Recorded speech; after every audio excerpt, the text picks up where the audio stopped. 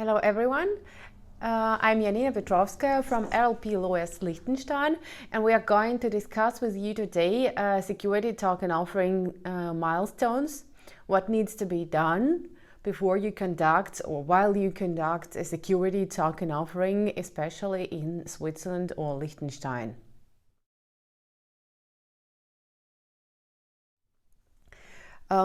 Conducting an STO actually means that you already have a working business or at least a working startup at a certain stage, and you would like to raise additional funds using security token offering, which means that behind the security token offering might be equity or some other assets, but we would talk about it in different series of this presentation.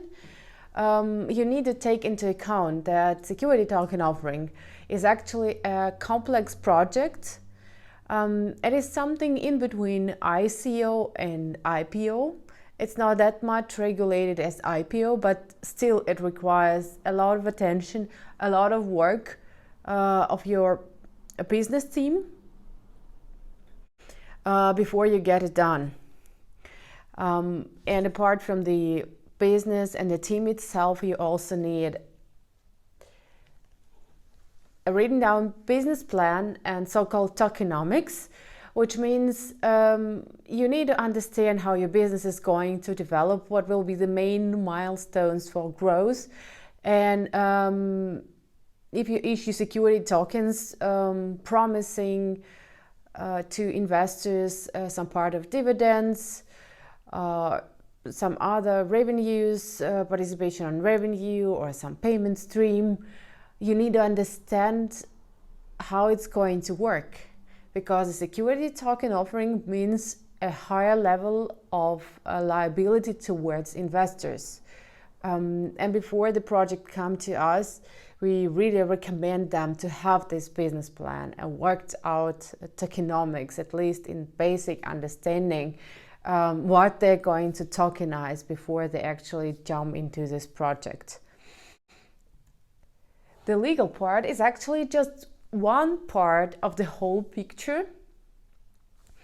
You would need to choose between different jurisdictions, and we are going also to talk about a checklist for security token offering or for blockchain projects jurisdictions.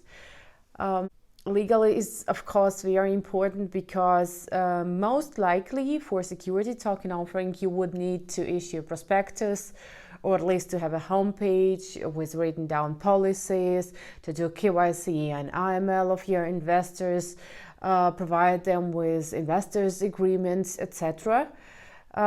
So this is of course a very important part, but just one part of the whole picture.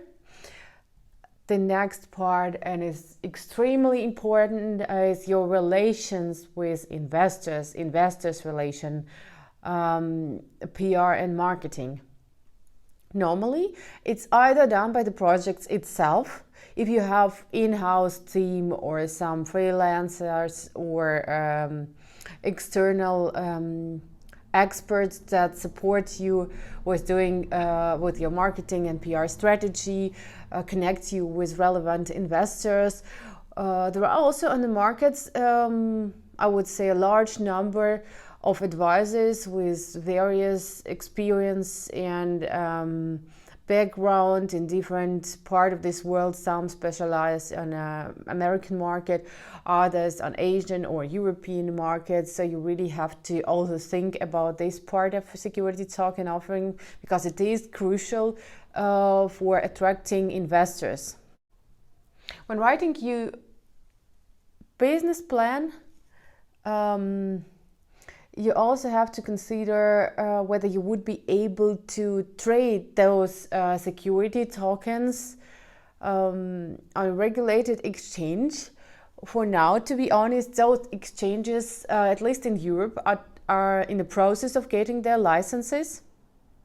There are several exchanges that are registered in offshores, which you're also able to use, but for now you still have to consider that probably your investors would not be really able to exit in a short term, maybe, but they would be able to exit in the long term once the secondary market, the exchanges, the trading facilities would start working with security tokens, with DLT securities.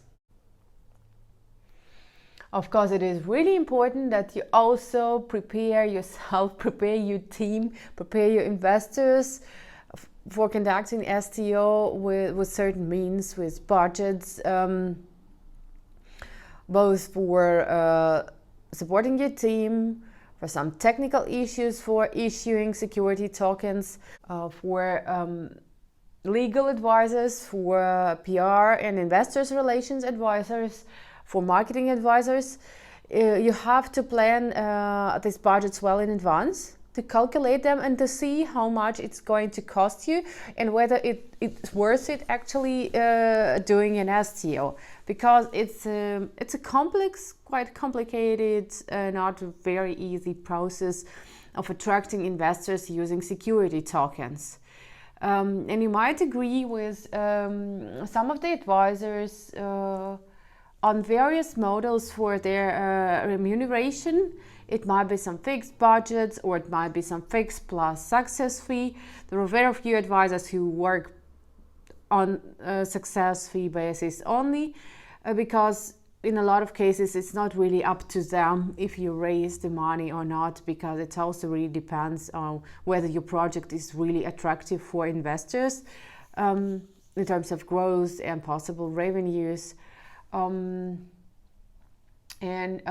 Sometimes you agree both with your team and some of the advisors that they work for some fixed budget, equity of the project, tokens, security tokens, and additionally some success fee on the amount rates. That could be also an option.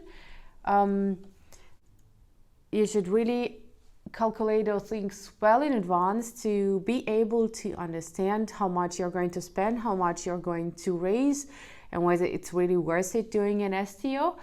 And think, looking at your business plan, and at the speed of the company growth, you should consider the post-security token offering performance, because security token is actually more or less security in tokenized form, which means that you promise something to investors and you have to deliver. Otherwise, you could be made liable for not delivering the results, the revenues, the dividends that you promised to your investors. So you should be really realistic in assessment of your team, of the business model, of potential, of growth potential, to be able to deliver what you've promised to investors. So these are actually main milestones to be considered before conducting an STO. We are going to do a series of major milestones, major subjects to think of before conducting an STO. I'm Yanina Petrovskaya, RLP Lawyers, Liechtenstein. Thank you a lot.